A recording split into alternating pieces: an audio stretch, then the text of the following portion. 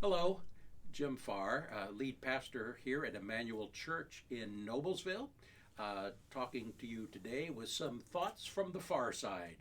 This week I'm going to talk a little bit about the topic for this week's sermon, which is peace. It's the candle we're celebrating this week. It will be the message that we illustrate from the movie Joyeux Noël. I worked hard to learn how to say that.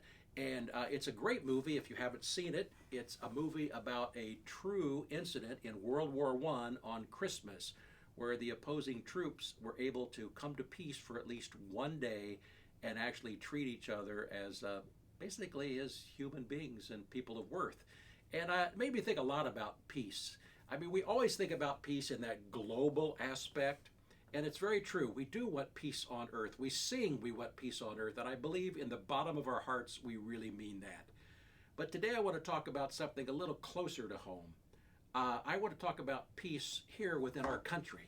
We seem to be experiencing a time in our country where there is no peace here, where there's unrest and anger and frustration, and all those things are normal and maybe even justified. But as people of faith, we're called to promote peace on earth and peace within our own world. So today I really want to encourage us to see what we can do as individuals to just practice that peace in our lives. If we each and every one of us could do something to promote peace and to show that we are going to work through whatever we face as people of faith, then what amazing things we might be able to accomplish. But I want to take this one step further. We've got the world peace, we've got the peace within our own nation, but I want to think about peace within your family. I know some of us struggle with family issues. There are relationships that are very tense. Some maybe in some families haven't talked for a long time, or at least not on a regular basis. I want us to think about how we can bring peace into our families. That nuclear family at home with mother, father, and children, but also in that extended family, the ones where relationships often get strained and hurtful and painful. Is there a way that each one of us, in the spirit of this season that we're in, can promote peace in our families? And finally, peace within ourselves. I know a lot of us are in fear, struggling with COVID and the extent that that goes into our relationships, our families, our friends, and it's a very difficult time. And it's a very difficult time for some of us for other reasons.